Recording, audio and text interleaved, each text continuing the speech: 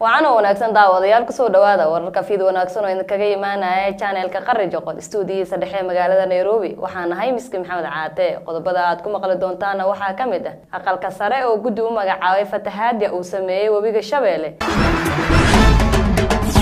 madaxweynaha Soomaaliya oo qadka telefoonka kula hadlay tababaraha xulka qaranka Soomaaliyeed ee kaga qayb galaya ciyaaraha bariga iyo bartamaha Afrika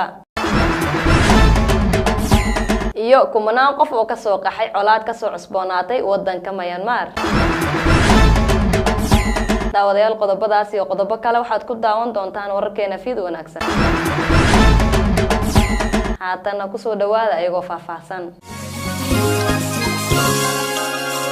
aqalka sare ee Soomaaliya ayaa guddi ka kooban 8 xubnood u magacaabay fatahaada magaalada Beledweyne warkaasi oo faahfaahsan waxa inoo hayo wariye Faisal Bashar Faisal Aligo gudoomiyaha golaha aqalka sare mudane Cabdi Xaashi Cabdullaahi ayaa sheegay in maanta diirada lagu saaray kulankii xildhibaanada aqalka sare u gurmashada dadka ku dhibaataysan magaalada Beledweyne ee ay saameeyeen daadad ku dhuftay magaaladaasi gudoomiyaha aqalka sare ayaa xildhibaanada aqalka sare ka dalbaday in lacagta ay bishaan mushaar ahaan u qaadanayaan in ay ku caawiyaan walaalahooda ku dhibaataysan gobolka Hiiraan qaar ka mid ah xildhibaanada aqalka sare ayaa sheegay in loo baahan yahay in si wada jir ah loo gurmado dadkaasi maadaama dadkii ka barakacay magaalada ay ku sugan yihiin xaalad adag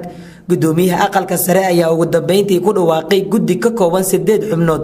oo loogu talagalay inay ka qayb qaataan gurmadka loo fidinayo dadka ku dhibaataysan Beledweyne Faisal Bashar Faisal Aligo wararka fiid wanaagsan Nairobi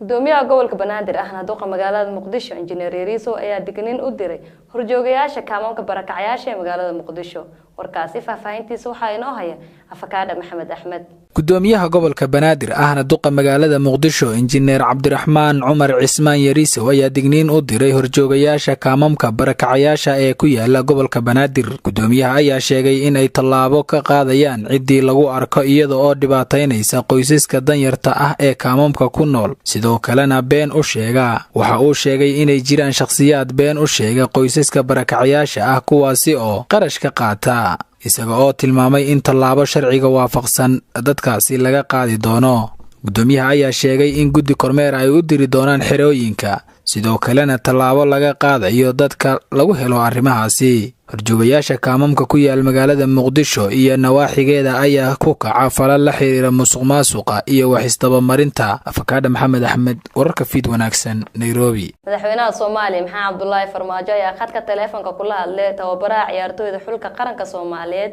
ee da'doodu ka yartahay 17 sano iyadoo ciyaarta ka dhacaysa Burundi uu ka qayb galay ra'iisul wasaare ku-xigeenka dalka Mahdi Maxamed Khadar warkaasi faahfaahintiisa waxa inoo diyaariyay wariye Axmed Yuusuf Sheekh Cabdi madaxweynaha Soomaaliya Maxamed Cabdullaahi Farmaajo ayaa maanta khadka telefoonka dhiirigelin iyo dardaaran uga jeediyay xulka qaranka ee kubadda cagta Soomaaliya ee ka qayb galaya ciyaarta bariga iyo bartamaha Afrika madaxweynaha ayaa ka baaqday safar uu kaga qayb gali lahaa ciyaartaasi waxaana bedelkeeda ciyaarta ka qayb galay ra'iisul wasaare ku-xigeenka Soomaaliya assalaamu calaykum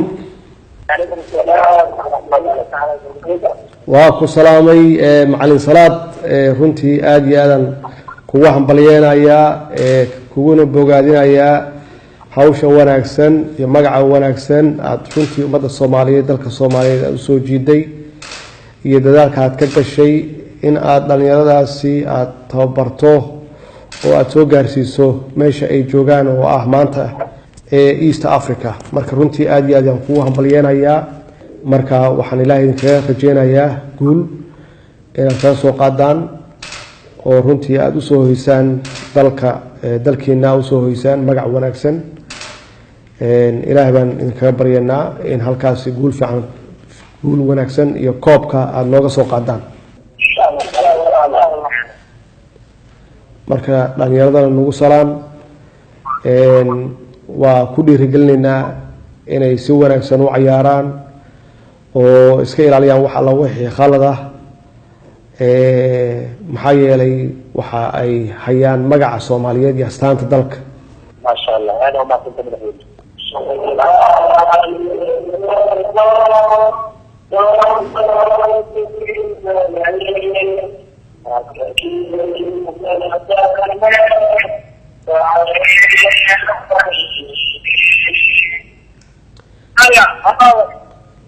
هذا مختلف هاي كوادر يرتيل معلمينتي ماملكي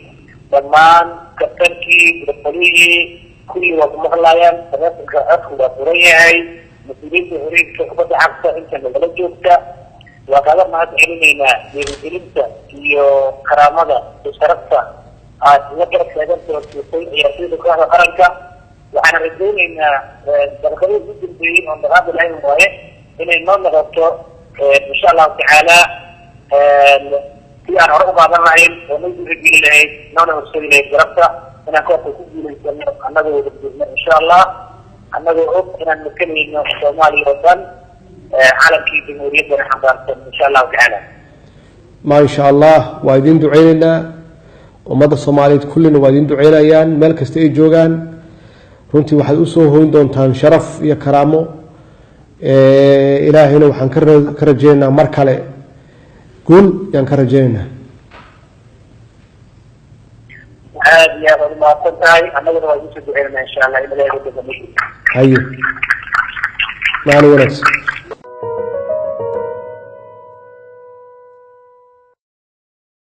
xulka qaranka Soomaaliya ee da'doodu ka yar tahay 17 sano ayaa galabta u saftay ciyaarta kama danbeysta ee koobka Sakafa ee ka socda Burundi. xulka qaranka Soomaaliya ayaa horay uga soo badiyay dalalka Kenya, Uganda iyo Ethiopia iyagoo ka soo hooyay guulo wax ku ool ah. waa guushii ugu horeysay ee nooceeda ah ee uu gaaro xulka qaranka Soomaaliyeed muddadii Soomaaliya ay burbursanayd. ugu dambeyntii ciyaarta oo dhaxmartay Soomaaliya iyo Tanzania ayaa ku soo dhamaatay 2-0 waxayna guushu ku raacday Tanzania. madaxweynaha maamul goboleedka Hirshabeelle Maxamed Cabdi Waare ayaa sheegay in ay magaalada Beledweyne ka barakaceen dad gaaraya 150,000 oo qof oo ay saameysay fatahaada webiga Shabeelle. faafahinta warkaasi waxaa inoo soo diray wariye Raxiima Maxamed Yuusuf.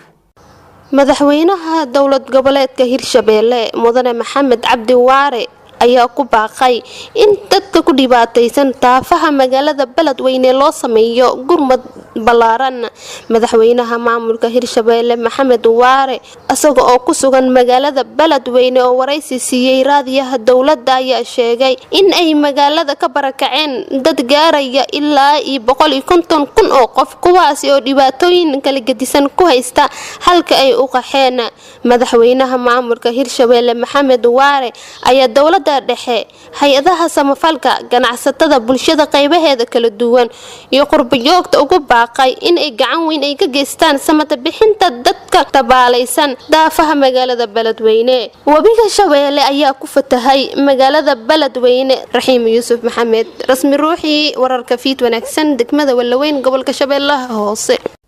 xogayaha arrimaha dibadda ee Mareykanka Mike Pompeo ayaa booqashadiisii ugu horeysay ku tagay dalka Sacuudi Carabiya. xogayaha arrimaha dibadda ee dalka Mareykanka Mike Pompeo ayaa booqashadiisii ugu horeysay ku tagay bariga dhexe tan iyo intii loo magacaabay xilkaasi isagoo cambaareeyay waxa uu ugu yeeray dadaalada ay dowladda Iran ku doonaysay inay ku carqaladeyso dowladaha gobolka. Mike Pompeo horey uu ahaa agaasimihii hay'adda sirdoonka Mareykanka ee CIA ayaa loo magacaabay xilkan kadib markii madaxweyne Trump uu xilka ka qaaday Rex Tillerson. waxaana Pompeo uu dalka Sacuudiga wada hadal kula yeeshay dhigiisa Sacuudi Carabiya isagoo ku nuxnuxsaday sida Mareykanka ay uga go'an tahay in dowladda Iran marnaba aysan u helin hubka nuclear-ka. sarkaalkan ugu sareeyay wasaaradda arrimaha dibadda ee dalka Mareykanka ayaa dowladda dalkaasi ku eedeeyay inay hub siiso dagaalamayaasha Xuutiyiinta ee ka dagaalama wadanka Yemen kuwaasi oo dhawaan gantaalo ku weeraray Sacuudi Carabiya. Pompeo ayaa sidoo kale ku baaqay xasilooni siyaasadeed oo ka aslaxda dalka Yemen oo ay dagaalo halakeeyeen halkaasi oo dowladda Sacuudiga ay la safatay dowladda uu hogaaminayo madaxweynaha Cabdirabbi Mansuur Al-Hadi. Miski Maxamed Caate, wararka fiid wanaagsan. ugu dambeyntiina kumanaan qof ayaa ka qaxay colaad ka soo cusboonaatay dalka Myanmar. faafahinta warkaasi waxaa inoo diyaariyay Gorod Maxamed Cali. kumanaan qof ayaa waxay isaga barakaceen dagaalo soo cusboonaaday oo u dhexeeya militariga Myanmar iyo fallaagada qoomiyadda Kachin kuwaas oo dagaal ku dhexmaray gobolka waqooyi ee dalkaasi. qiyaastii 4,000 oo qof ayaa tan iyo bilowgii bishan Abriil waxay ka qaxeen guryahooda sida ay qaramada midoobay u sheegtay warbaahinta. arrintan ayaa imanaysa kadib markii ay cirka isku shareertay colaad muddo dheer soo jirtay oo u dhaxaysay ururka xornimo doonka ee Kachin iyo ciidamada dawladda. militariga Myanmar ayaa la sheegay in fallaagada ku baacsanayo duqeymo dhanka cirka ah iyo waliba madaafiic dhulka ah. xilli kumanaan qof ay halkaasi ku barakaceen ayaa waxaa laga cabsi qabaa in badan ay ku go'doonsan yihiin goobaha ay qulqulatadu ka taagan yihiin ee ku dhow xadka Shiinaha uu leeyahay dalkaasi. hay'adda gargaarka adduunka ayaa ugu baaqday in dawladda ay u ogolaato inay halkaasi galaangal u yeeshaan. walaaca ugu weyn ee ka qabno ayaa ah badqabka dadka rayidka ah oo ay ka mid yihiin haweenka uurka ah, kuwa da'da ah, carruurta yaryar iyo dadka qaba baahiyaha gaarka ah, ayuu yiri Mark Casti oo ah madaxa xafiiska qaramada midoobay ee UNOHCR waqti uu la hadlayay wakaaladda wararka ee AFP. daawadayaal qodobkaasi ayaa u dambeeyay wararkeena fiid wanaagsan. intaaynu ku kulmi doonaan warka mid ka xiga waxayna kaga tagaynaa dhammaan bahda Qari Joqod sida ay amaana Allah.